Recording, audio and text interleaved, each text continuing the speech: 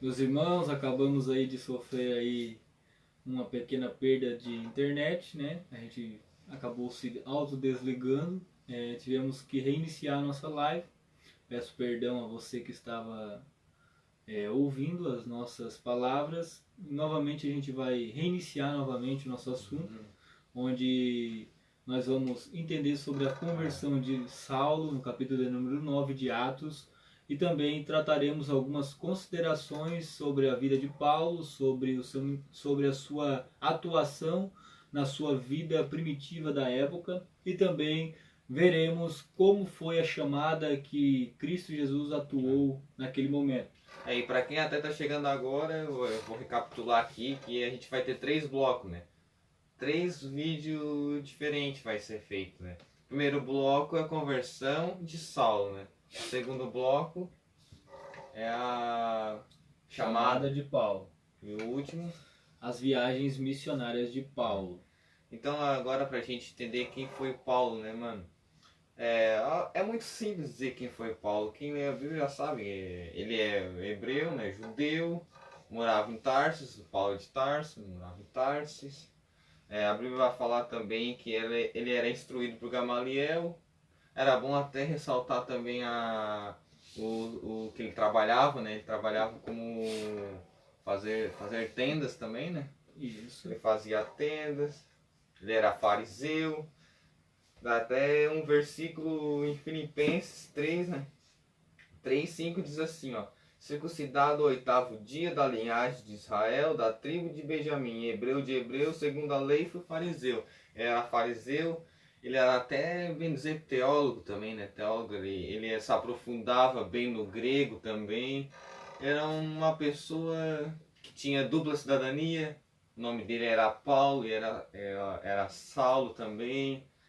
Até a cidadania dele, se a gente cidadania romana mais para frente a gente vai ver que ajudou bastante ele, essa cidadania romana, que também para ter essa cidadania romana não era tão simples, é cara.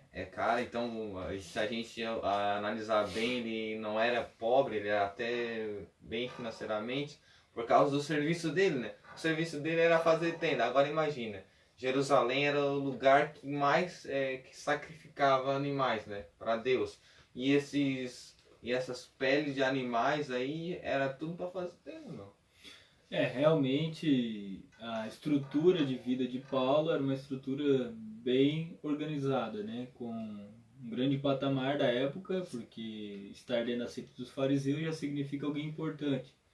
Ter também dupla cidadania, como a gente pode ver em Atos, capítulo de número 22, versículo de número 28, onde a Bíblia nos traz desta forma: respondeu-lhe o comandante: a mim me custou grande soma de dinheiro este título de cidadão.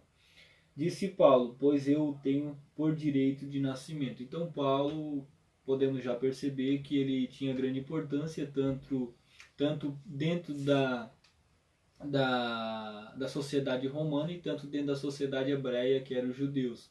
Vale lembrar que estamos tratando sobre a conversão de Saulo. E quando nós falamos da conversão de Saulo, é necessário entendermos quem foi esta pessoa tão importante para o Novo Testamento.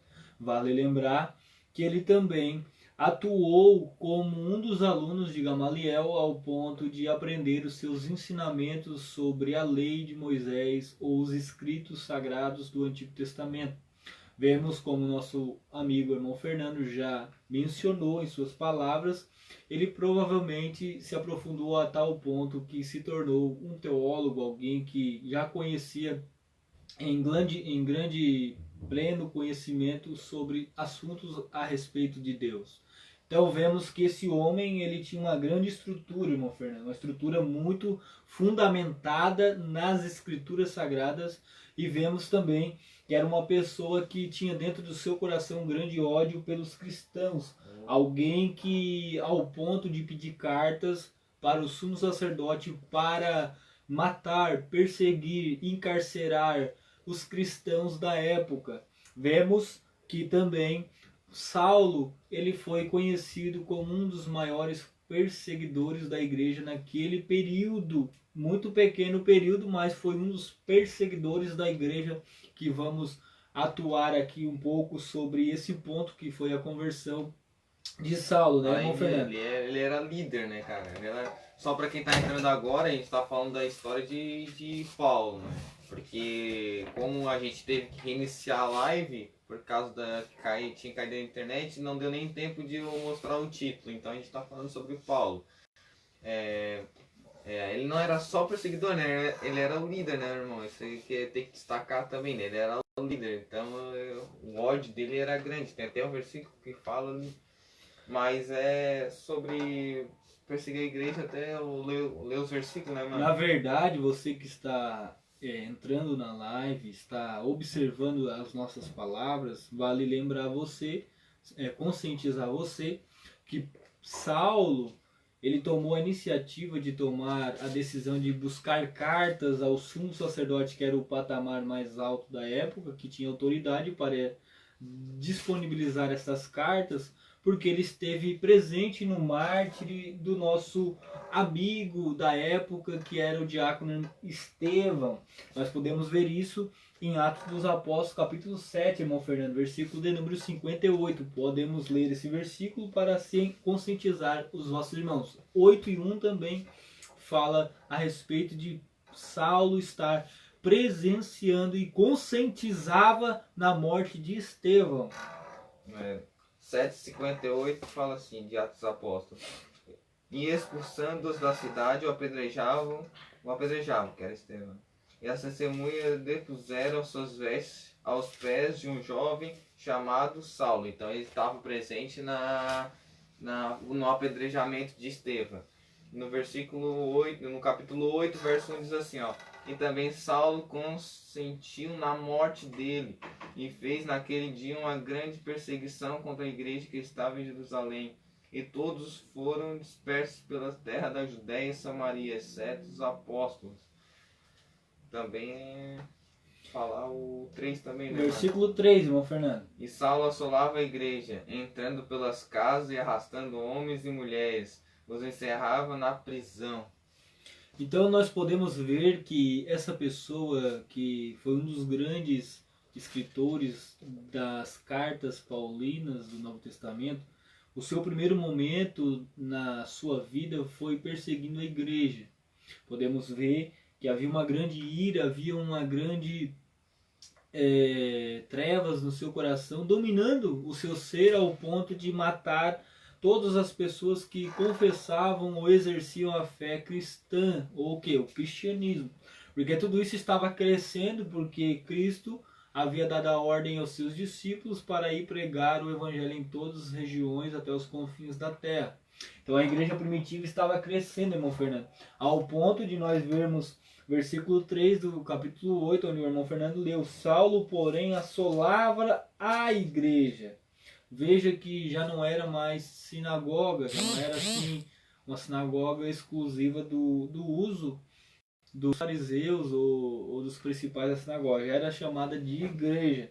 Saulo, porém, assolava a igreja, entrando pelas casas e arrastando homens e mulheres, encerrando-os no cárcere. Então veja que o crescimento da igreja era tão grande, tão alto, que esse homem chamado Saulo criou grande raiva em seu coração para perseguir quem confessava a fé cristã em Cristo Jesus. Podemos lembrar, irmão Fernando, que a seita fariseu, eles tinham como base os escritos de Moisés, a lei. Então eles não acreditaram que Jesus era o Messias que veio enviado de Deus.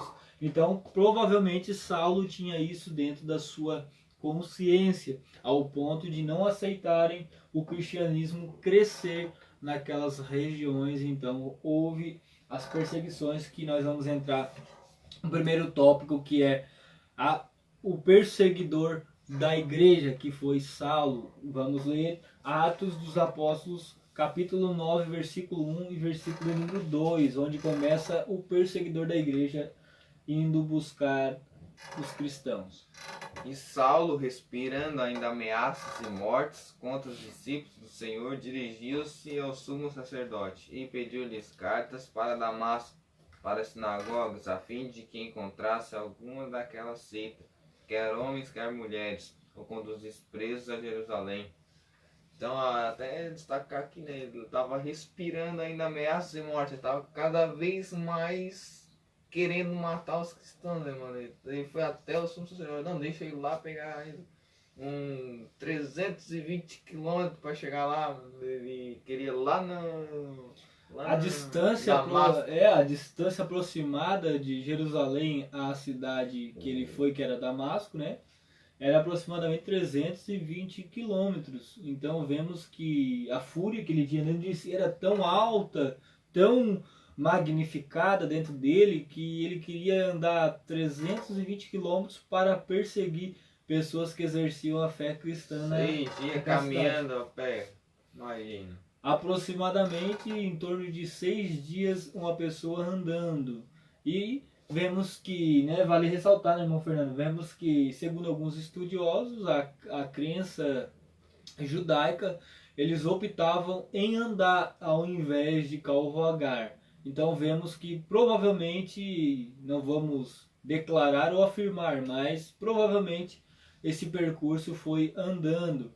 Nós vamos ver mais à frente um texto aqui da Bíblia que vai nos declarar algo que pode confirmar essa afirmação. E também, para você que está entrando na live, vale lembrar você que quando ele se torna o perseguidor da igreja, ele está dizendo que é contra Jesus Cristo.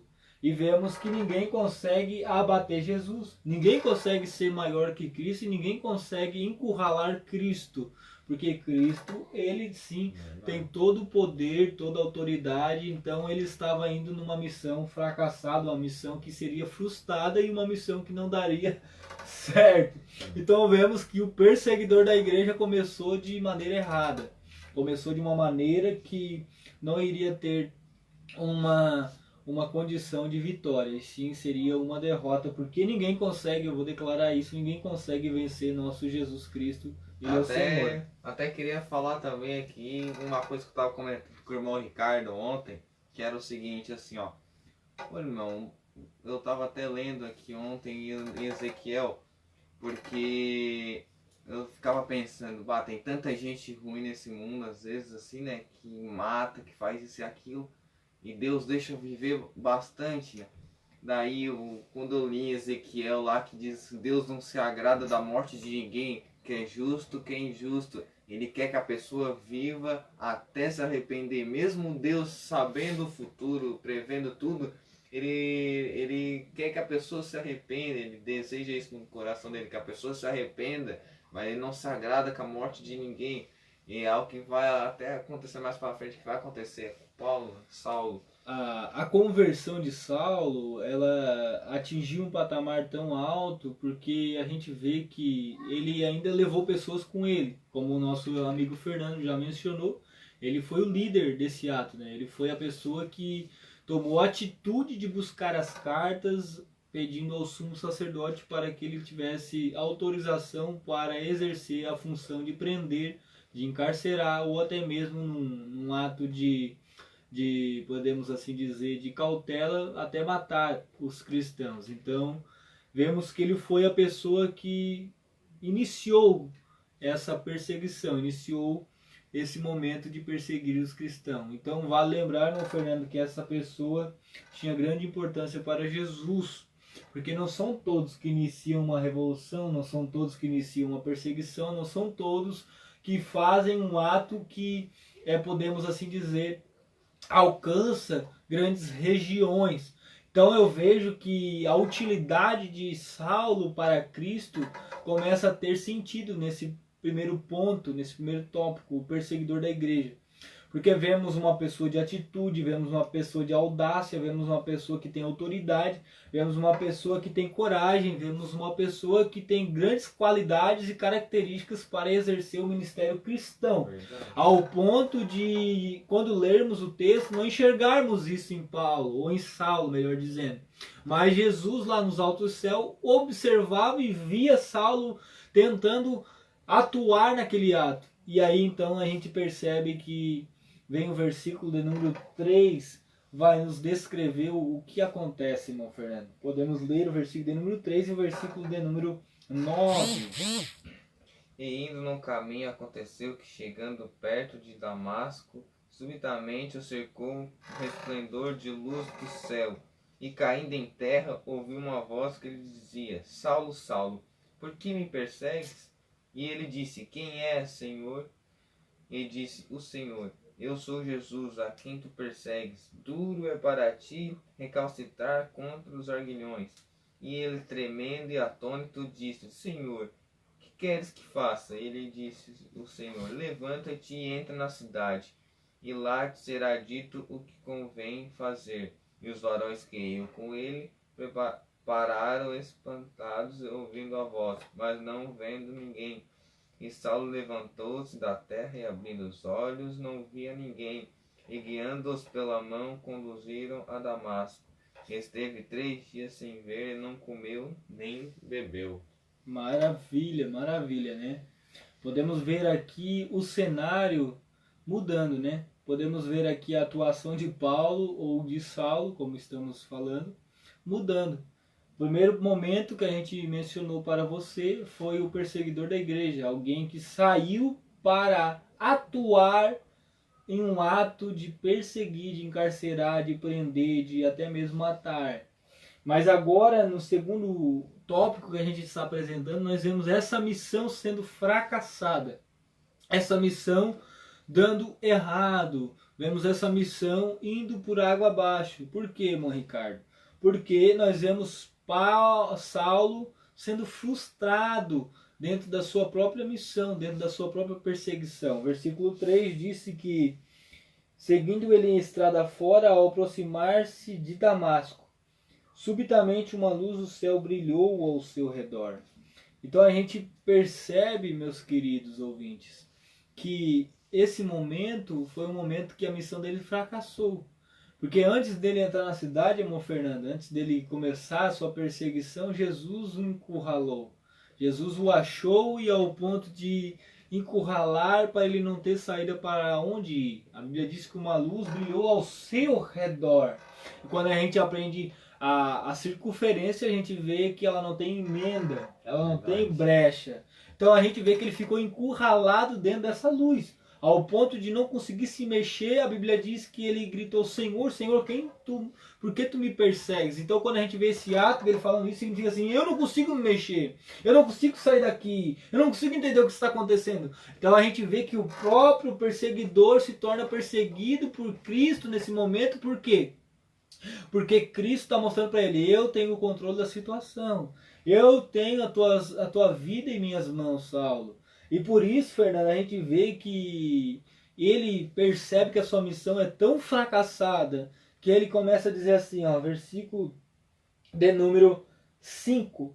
Ele perguntou: quem és tu, Senhor? E a resposta foi: eu sou Jesus a quem tu persegues. Então a gente vê que a missão dele foi tão fracassada que o próprio Cristo se anunciou a ele dizendo assim: ei, tu estás perseguindo a pessoa errada, porque eu quero fazer de ti um grande vaso nas minhas mãos, mas tu escolheu a pessoa errada para perseguir. E Jesus disse para ele assim: a quem tu persegues, significa assim, que ninguém consegue pegar Jesus desprevenido. Tu pode até pegar uma pessoa desprevenida, mas Jesus ninguém pega, meu Fernando. Jesus, quando vê que o teu ato é maligno, que o teu ato é de maneira errada, ele vai lá e te coloca no teu lugarzinho. Ele vai lá, pega você e diz assim: não, agora eu te colocarei onde eu quero que tu esteja. Por quê? Porque a Bíblia vai dizer assim, ó, olha o que acontece. Diz assim, ó: mas levanta-te e entra na cidade, onde te dirão o que te convém fazer. Primeiro ponto, primeiro tópico, a gente viu um Saulo perseguidor que dava ordens, que mandava, que era líder, que comandava pessoas. Agora a gente vê um Saulo que está obedecendo ordens. Também é bom até coisar que quando Jesus fala assim, mano, ó, Jesus aí disse, ó: eu sou Jesus a quem tu persegues. Então ele estava perseguindo os cristãos, mas Jesus só não está perseguindo a mim.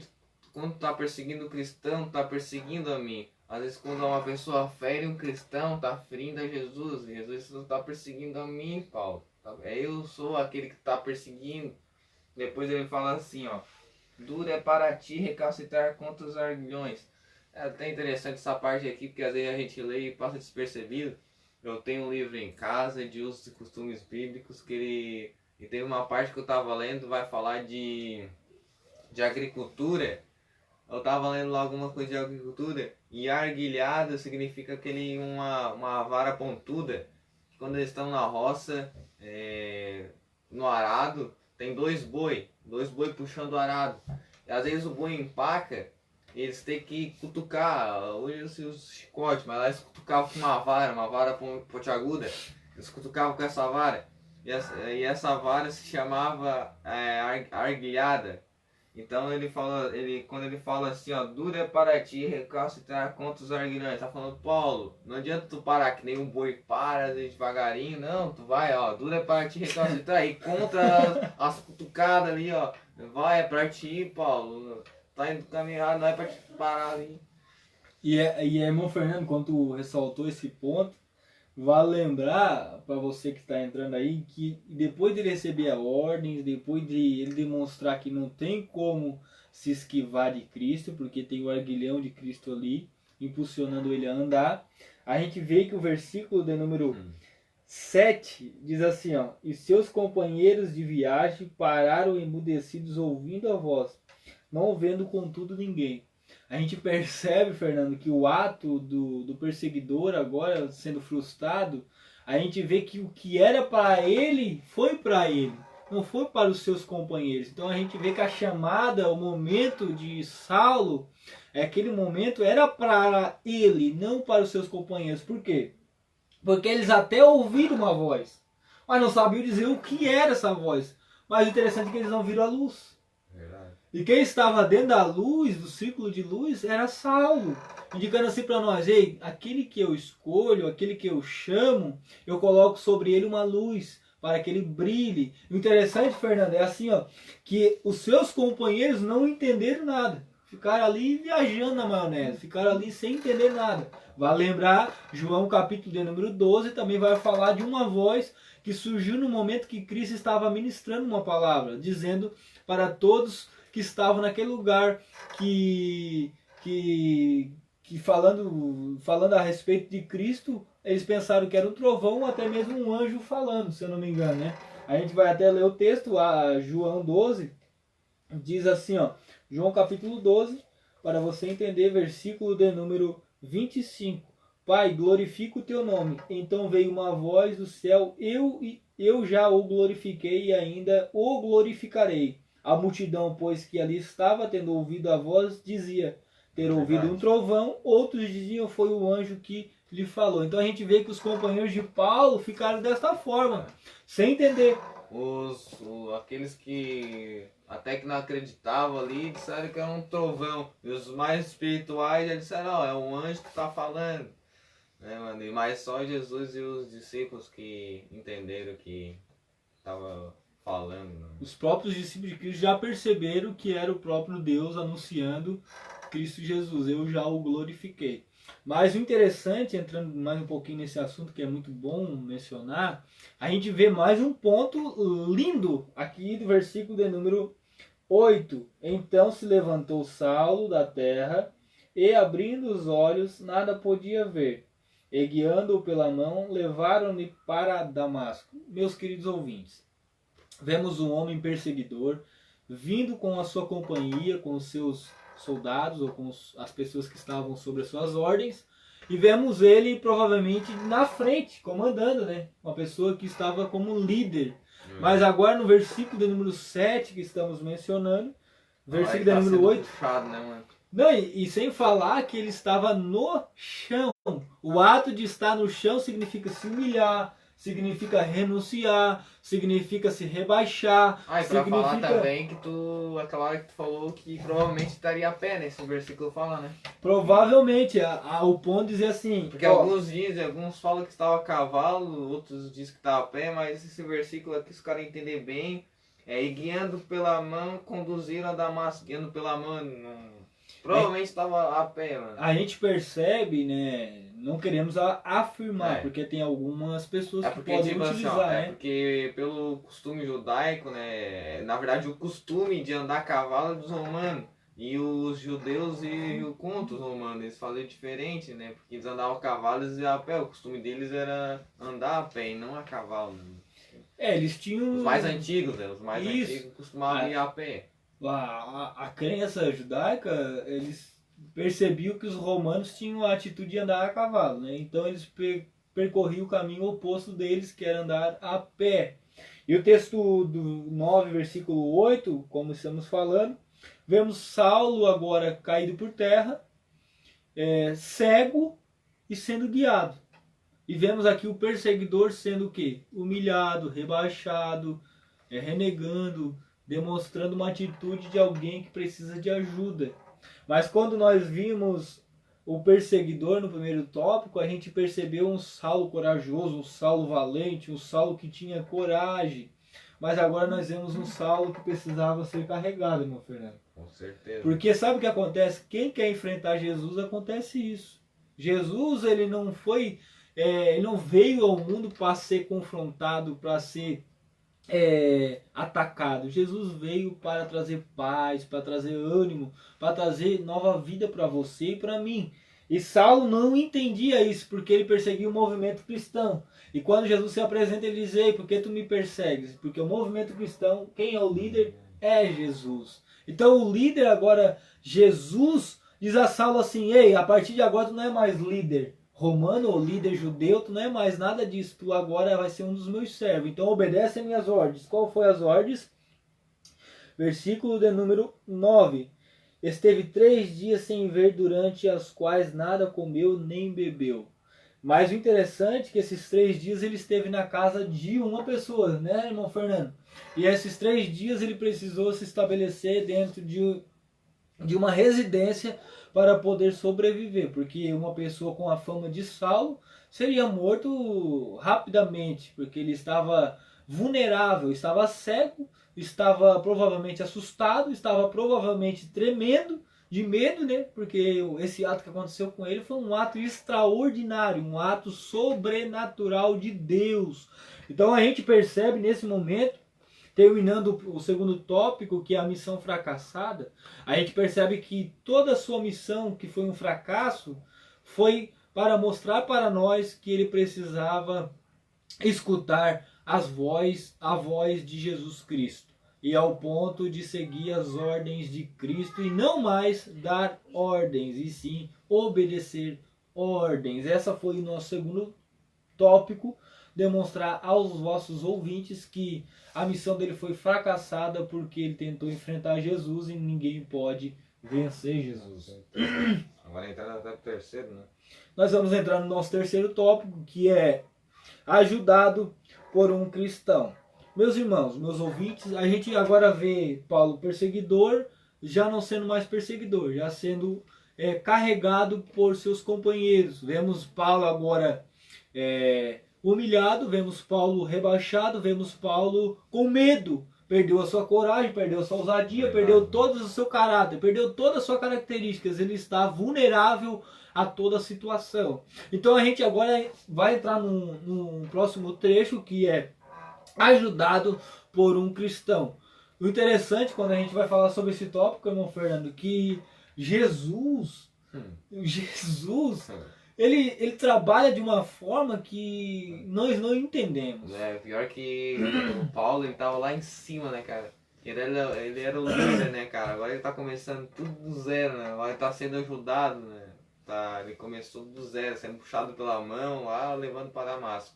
Agora ele tá numa casa ali e agora ele vai ter que ser ajudado por um cristão. Isso que é lindo, né? Ele tá começando do zero agora de novo. A realidade do texto da conversão de Saulo é tão linda que a gente percebe que a pessoa chamada Saulo, ela entendeu que Jesus era verdade, que Jesus era algo real, que Jesus sim era alguém que se deveria seguir. Por isso que a gente percebe que precisou de um cristão para ir ajudar ele na casa onde ele estava, para que ele entendesse que o poder de Cristo era verdadeiro, que o poder de Cristo era milagroso, porque Saulo se encontrava na posição de cego nesse momento, enfermo.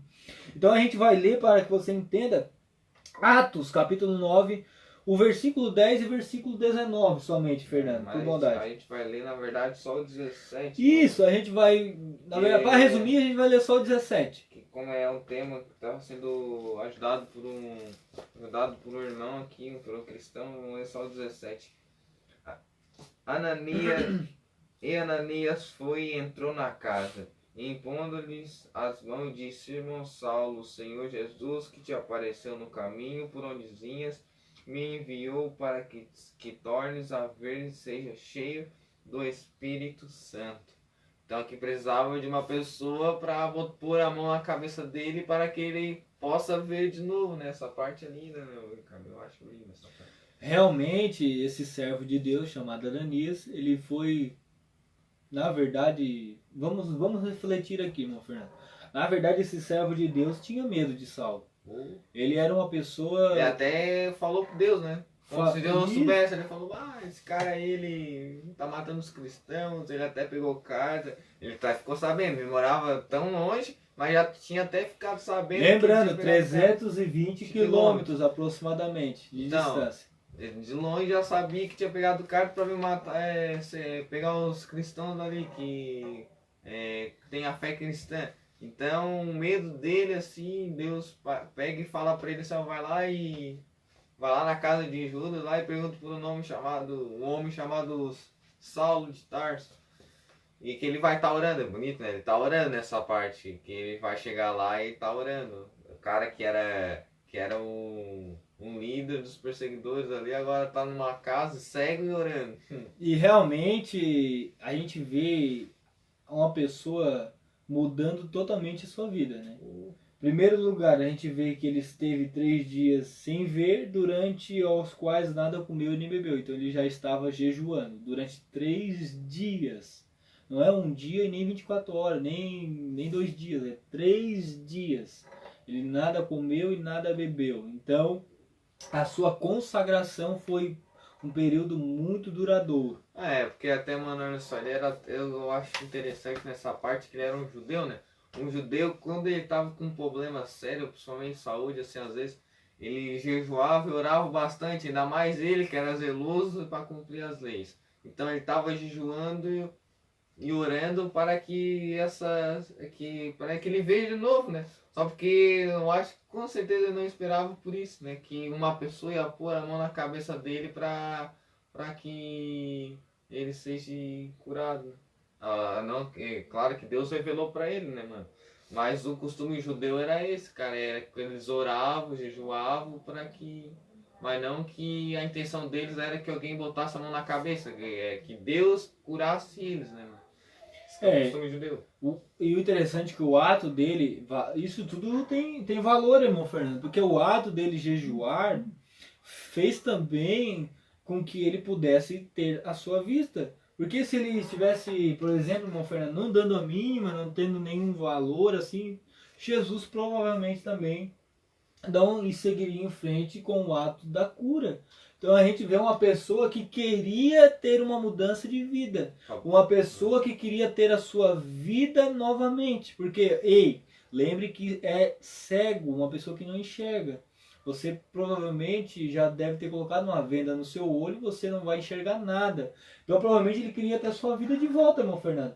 E ao ponto de lembrar que ele aprendeu aos pés de Gamaliel, e provavelmente ele aprendeu que precisava jejuar e orar para alcançar a vontade de Deus. E aí então a gente vê uma pessoa que estava orando, jejuando para alcançar a vontade de Deus. Então a gente vê que ele recebeu também uma visão de alguém vindo à sua casa, onde ele estava residindo naquele momento, na casa de Judas, na rua direita, para então curar a sua vista. Então Jesus já havia revelado a ele que Ananias viria até aquele local e ele seria curado da sua vista. Então a gente percebe que ele poderia até mesmo voltar à sua vida antiga. porque ele já sabia o que ia acontecer com ele. Mas não, a gente vê que foi diferente, irmão Só Fernando. porque ele tá jejuando desde antes, desde o momento que ele ficou cego. A revelação ele teve só depois. Mas ele já estava jejuando desde antes, desde a hora que ele ficou cego, ele já começou a jejuar. Com o propósito de ser curado por Deus fazendo isso, né? Mas não, depois que foi revelado a ele que seria por uma pessoa ia botar a mão na cabeça dele. E quando nós fizemos menção do versículo 17, a gente vê que a ajuda que Saulo precisou foi de Ananias, um cristão, aquele que ele queria matar, aquele que ele queria tirar a vida, um cristão. Então a gente vê que o terceiro tópico, que é ajudado por um cristão. Jesus, ele trabalha dessa forma. Realmente a gente fica surpreendido, irmão Fernando. Porque talvez Saulo esperaria talvez o quê? O sumo sacerdote vir. Talvez Saulo esperaria alguém da posição grande lá da seita fariseu chegar até aquele local. Mas não, veio um simples cristão ao qual ele queria matar, encarcerar e prender para atuar e realizar esse ato milagroso que foi curar a sua vista. Então a gente vê que a ajuda que ele recebeu foi uma ajuda de grande importância para mostrar para ele, porque tudo isso aqui, irmão Fernando, a gente aprende que são ensinamentos para a vida de Saulo. Aqui foi um processo de aprendizagem que ele passou nesse período.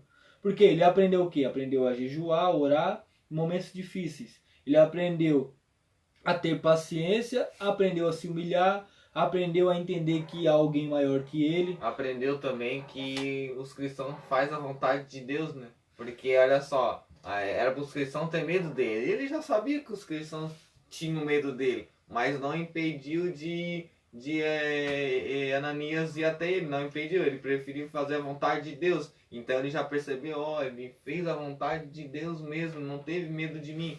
Ele veio até mim e botou a mão na minha cabeça, cara. E tipo assim, ó, ele nem hesitou, tipo, eu poderia ficar, ele tava pensando, ó, eu poderia voltar a enxergar e matar ele. Mas não, ele acreditou em Deus, então é mais um aprendizado que ele teve ali. É muito bonito, muito feliz o que o irmão falou aqui, porque Ananias fez esse ato, mas poderia acontecer qualquer tipo de situação naquele momento. Foi pela fé mesmo. Então Saulo recebeu esse aprendizado, que aqueles que servem Cristo confiam em Cristo, e Cristo providencia o restante. Então os aprendizados que Paulo recebeu nesse ato da sua conversão foram maravilhosos, ao ponto dele entender vamos falar dessa forma, meu irmão Fernando, que eles chamavam de o pessoal do caminho, né? Essas pessoas que seguiam Cristo, o cristianismo. Ele aprendeu que o pessoal do caminho eram pessoas que realmente seguiam um Deus verdadeiro, ou melhor dizendo, o segundo da Trindade, que é Jesus Cristo. E para nós encerrarmos o nosso terceiro tópico, ajudado por um cristão, a gente vai finalizar da seguinte forma: e depois de ter se alimentado, sentiu-se fortalecido. Então a gente vê que... Desculpa, mano, teve um sinal fraco aqui agora, né? Mas a gente pode continuar agora. A rede estava um pouquinho ruim do Wi-Fi, mas vamos retornar. Então a gente vê que o versículo de número 19, depois de ter se alimentado, sentiu-se fortalecido, então permaneceu em Damasco alguns dias com os discípulos. A gente vê que o aprendizado de Saulo foi tão grande, tão impactante, e a ajuda que ele recebeu do seu inimigo, a gente vê que foi tão grande ao ponto dele ficar com os discípulos e não retornar para o sumo sacerdote. Porque Saulo entendeu que era melhor estar com Cristo do que estar sem Cristo. Era melhor aprender com Cristo do que aprender com homens. Era melhor receber de Cristo do que receber de alguém que não pode salvar a sua alma. E agora ele deve estar aprendendo o valor de ser cristão agora, né, mano? Agora ele vai sentir na pele, né, mano? Não, eu lembrei de algo, meu Fernando, porque quando nós somos crianças, nós temos que ir para uma sala de aula para aprender, com pessoas que entendem e já passaram por aquilo. E agora, o que ele foi? Ele foi lá com os discípulos, porque os discípulos sabem como é que é viver com Cristo. Com certeza. Então, Paulo, nós vemos um Saulo que estava nascendo de novo. E quando nascemos de novo, temos que andar os primeiros passos, temos que dar os primeiros passos podemos prosseguir o Imagina caminho. mais ele, um cara super inteligente, ele quer aprender rápido as coisas, ele vai querer ser instruído, ele vai querer instrução de qualquer maneira, né, mano? E eu vejo, como já falamos no primeiro tópico, o perseguidor agora se tornando um cristão, se tornando alguém que profere a fé cristã de Jesus Cristo. E para entrarmos no nosso quarto tópico, que é o perseguidor se torna perseguido, a gente vai iniciar dessa seguinte forma. Quando ele aprendeu com os discípulos o que era ser cristão, ele também aprendeu que a partir daquele momento ele seria perseguido por pessoas, porque ele estava deixando o seu caráter de prendedor, de carcereiro, de perseguidor para se tornar um pregador do Evangelho de Cristo Jesus. Então, sempre olhamos pessoas que olham primeiro a nossa vida exterior e nos julgam e nos analisam. Então, Saulo, nesse momento, agora ele quer mudar de vida. Mas as pessoas ainda não entendem que ele mudou verdadeiramente por dentro, ao ponto de se tornar um embaixador de Cristo, ou o quê? Um pregador da palavra de Cristo. Então as pessoas começam o quê? A perseguir o ministério de Saulo. Então ele não consegue achar saída para prosseguir a sua caminhada. Vemos isso, pode ler, irmão Fernando. Atos 9, versículo 23, que vai falar para nós o que aconteceu. Top, né? Perseguidor torna-se perseguido, né? Isso. Atos 9, 23. E tendo passado muitos dias, os judeus tomaram conselho entre si para o matar. Então, os judeus que estavam ali com Paulo queriam agora matar. Então a gente vê que o interessante é que as pessoas que ele perseguia se tornaram seus amigos. Ele agora é um irmão. Até o próprio Ananias disse irmão Saulo. Então a gente agora vê um... E os que eram amigos agora viraram inimigos. E a gente vê que aqueles que acompanhavam ele na sua companhia, por exemplo, citando, claro que eu não vou dizer que eram esses que estavam perseguindo, mas a Bíblia declara que eram os judeus. E Saulo até o momento era judeu e proferia lá a lei de Moisés, proferia todas as suas leis. E agora ele é um cristão e todos aqueles que ele ajudou, ou ele servia, ou ele era referente, agora estão o perseguindo porque não acreditam que ele agora se tornou um cristão para pregar a palavra do Senhor. Sabe o que me lembrou, irmão Fernando, nesse momento? Quando essa notícia chegou ao sumo sacerdote. Vocês já pensaram, já analisaram como é que esse Imagina sumo sacerdote... Imagina, deveria estar feliz, né, cara? Tava matando todos os cristãos, até que o cara tava empolgado lá. Agora ele tava matando, agora se tornou cristão. Você já imaginou? Olha, não, eu quero só citar novamente. Olha os atributos de Saulo. Corajoso, valente, audacioso, pessoa de caráter, né? orgulhoso, temente, verdadeiro. Você já imaginou agora o sumo sacerdote recebendo a notícia que ele partiu para o outro lado de Cristo? Hã? Então quer dizer que tudo tipo, que ele era zeloso, no judaísmo, fariseu, queria... agora se tornou cristão, ele rasgou todo o negócio de fariseu que ele... Eu imagino se o sacerdote botando a mão na cabeça assim, o que nós vamos fazer para combater esse cara? É um cara... é uma pessoa que não vai desistir por nada, vai até o final. Então a gente vê que agora ele se tornando perseguido pelo povo judeu, a gente vê que ele vai até o fim por Cristo. A gente vê que ele vai se tornar alguém que vai até o seu limite, que vai até as suas forças se acabarem para fazer a obra de Cristo.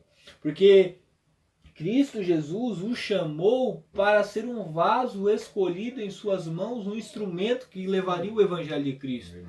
E mais à frente, no nosso próximo bloco, que a gente tratará sobre a chamada de Paulo... Que é outro vídeo, né? Só para explicar, o outro bloco vai ser um outro vídeo explicando a história de Paulo também. Na sua chamada.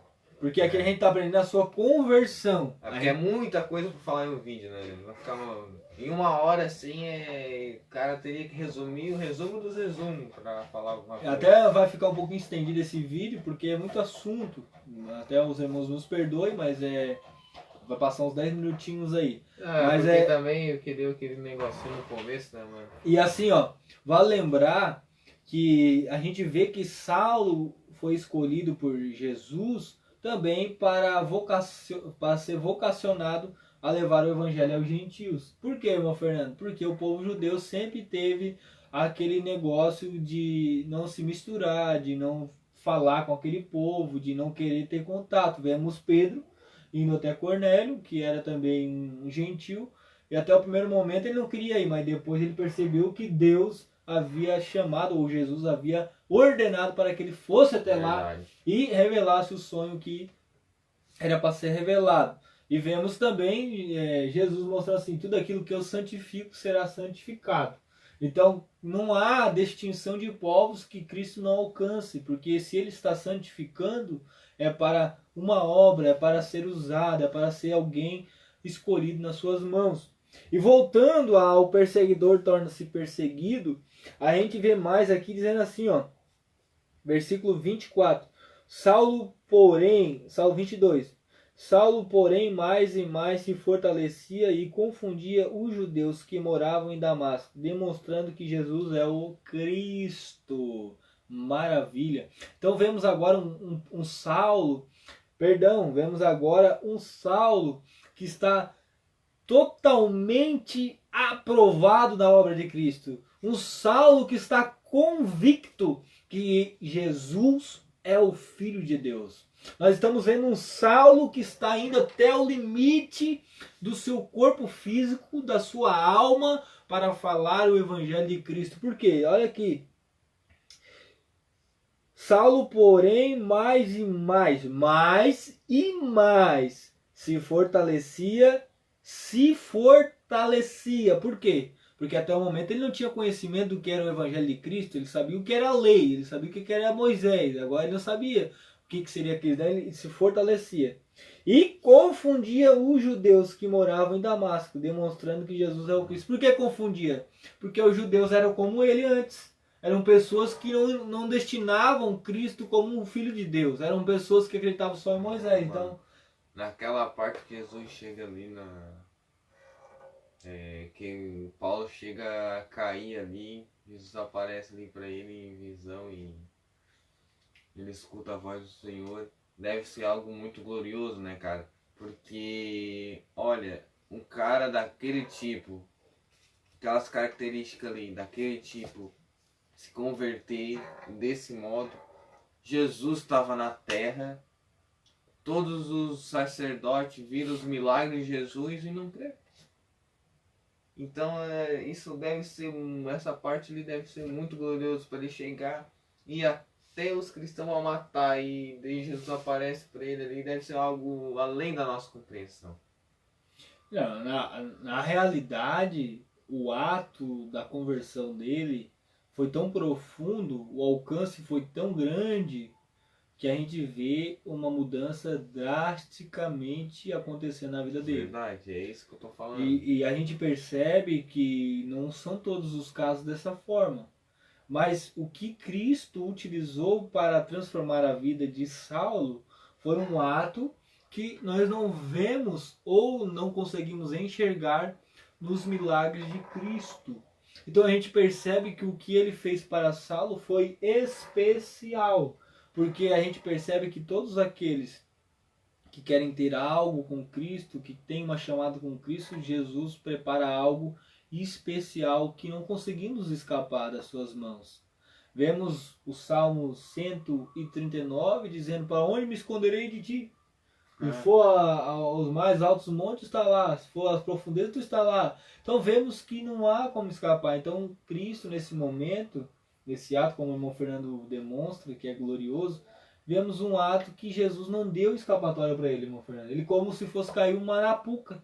E agora está nas mãos de Cristo, e Cristo está o lapidando, está moldando, está transformando esse vaso bruto em um vaso de honra, em um vaso de glória, em um vaso que será utilizado em suas mãos. Por isso que vem a palavra vaso aqui no texto, porque agora ele está na roda do oleiro e o oleiro está moldando esse vaso, está tirando as farpas, está tirando as imperfeições, está tirando todo o seu rancor, todo o seu ódio, toda a sua raiva. Como, irmão Ricardo? Demonstrando em visão, demonstrando que ele precisa orar, demonstrando que há pessoas que querem o ajudar, demonstrando que Jesus é o Filho de Deus. Por quê, irmão Ricardo? Porque ele ficou cego. E ficar cego, alguém que enxerga de uma maneira que não há como explicar, somente Jesus pode fazer isso. E como ele conhecia os poderes de Deus, ao ponto de lermos um conto ou uma história de Eliseu, que uma pessoa que estava morta, já estava em ossos, vemos que a pessoa caiu naquele local e ressuscitou. Então provavelmente Saulo conhecia essa história. E agora ele percebe que o Deus que tem milagres, que tem poder, está em Jesus Cristo, e então ele resolve seguir esse movimento cristão, que seria embaixador de Cristo nesse ato. Então o perseguidor torna-se perseguido porque ele então agora profere a fé cristã. Ele então agora se fortaleceu com os discípulos, e então ele está entendido de tudo aquilo que ele deve fazer. Então o que acontece? Ele se coloca confrontando o povo judeu. Porque eu aprendo, irmão Fernando, todos aqueles que se convertem a Cristo, eles estão no primeiro amor. Eles querem que todos sigam aquilo que ele está fazendo. Que todos confessem aquilo que ele faz. Por exemplo, se eu fosse aceitar Cristo novamente, eu aprenderia algo novo, e esse algo novo eu queria passar para as pessoas. Então eu falo agora aprendendo algo novo e passando para as pessoas a verdade, aquilo que muda a história, aquilo que muda a vida das pessoas. E para encerrarmos o quarto tópico, diz assim, versículo 25: Mas os seus discípulos tomaram-no de noite e, colocando-o num cesto, desceram-no pela muralha. Veja como já muda a história aqui. Perceba que Paulo, no início da nossa história, ele era o perseguidor. Tinha ali a sua comitiva com ele. E agora no versículo 25, a Bíblia está dizendo que ele já tem discípulos. A Bíblia está dizendo assim, e os seus discípulos, vou ler novamente, mas os seus discípulos tomaram-no de noite e colocaram num cesto, desceram-no pela muralha. Então perceba que ele já conseguiu até discípulos, pessoas que ele já estava ensinando, pessoas que ele já estava instruindo, pessoas que ele já estava sendo o professor delas. Então, os seus discípulos, que podemos dizer assim, os seus alunos, estavam protegendo o seu professor, que era Saulo, e lhe colocando no cesto para descer a muralha que continha naquele local. E a gente quer terminar o quarto tópico dizendo assim, que há pessoas que vão te defender. Há pessoas que, por mais que tu estejas sendo perseguido, irão te defender na hora que você precisar. Porque tem pessoas que ainda são fiéis ao mesmo Deus que tu serve. E essas pessoas estão do teu lado, que é os teus irmãos em Cristo Jesus. Talvez são teus discípulos, ou talvez tu és discípulos de alguém. Então provavelmente tu receberá ajuda em certo ponto da sua caminhada. Assim como Saulo recebeu nesse momento pelos seus discípulos, que então vemos uma pessoa que era perseguidora, que era uma pessoa que aprendeu a ser ajudado. Vemos uma pessoa também que teve a sua missão fracassada, agora fazendo discípulos, pregando o Evangelho de Cristo, sendo uma pessoa fiel e sendo uma pessoa de grande importância até esse momento. Então, nesse ponto, a gente entra no nosso quinto tópico, que é aceito pelos irmãos. Por quê? Porque até o momento, Paulo estava em Damasco, irmão Fernando. Paulo estava dentro da cidade de Damasco. Então, provavelmente, só Damasco conhecia ele naquela altura. Então, ele precisava ainda se apresentar aos apóstolos, precisava ir a Jerusalém, precisava fazer muita coisa. Então, ele deveria ser aceito ainda. Não porque todas as pessoas que aceitavam a fé cristã teriam que passar por isso, mas porque ele era um perseguidor, né, cara? Ele o testemunho matar, dele, né? Ele queria matar os cristãos, daí até as pessoas ver que ele aceitou Jesus mesmo, porque Olha só, ele queria, às vezes eles queriam os líderes, né? Às vezes estava se fingindo de bonzinho, de cristão, para pegar o líder, os líderes. Mas mesmo assim ele ainda conseguiu chegar até os líderes, mas não foi com má intenção. Porque eles viram que ele tinha aceitado a Jesus verdadeiramente no meio do caminho, lá para amar. E na realidade, né, também é necessário entender que agora ele teria também ordens de alguém que era superior a ele. Podemos ver que quando ele era perseguidor, o superior era o sumo sacerdote. Tem até o versículo ali, ó, 28 a seguir, ele andava com eles em Jerusalém, entrando e saindo, e falava ousadamente o nome de Jesus. Falava e disputava também contra os gregos, mas eles procuravam matá-lo. Então ele falava ousadamente do amor de Jesus. Então ele mostrou para eles que ele era verdadeiramente cristão. Porque quem não é para fingir assim, mano, não tem. E o medo, né? E o medo do pessoal, né? E o medo. Ele aceitou Cristo em Damasco, não foi em Jerusalém. Pois é. Poderia ser até uma fantasia isso, poderia ser até uma, podemos assim dizer, uma cilada para pegar os apóstolos de Cristo, que eram os mandantes, que eram as pessoas que estavam no comando desse movimento cristão. Então, todos os apóstolos, né, estavam compondo ali em Jerusalém no concílio. Então nós poderíamos até ver que de 320 quilômetros aproximadamente poderia surgir ali um comentário errado, poderia surgir uma mentira ou até mesmo uma verdade disfarçada de mentira. Então eles tinham medo de conhecer Saulo, porque ele perseguia os crentes, né, os cristãos. Então agora nós vemos que ele tinha essa necessidade de se apresentar aos apóstolos e ser aceito por eles e também congregar em uma igreja, que nós vamos ver mais à frente no próximo bloco, na chamada dele. Mas, para entendermos isso, versículo número 30, irmão Fernando, Atos dos Apóstolos 9. 9, versículo 30, mano. Isso. Sabendo, porém, os irmãos acompanhar até a Cesareia, eu enviar a Tarso. Também o Gálatas, né, mano? Gálatas, né? E também Gálatas, isso, Gálatas capítulo número 1, que ele foi aceito. 22 e 24, pode ler, mano.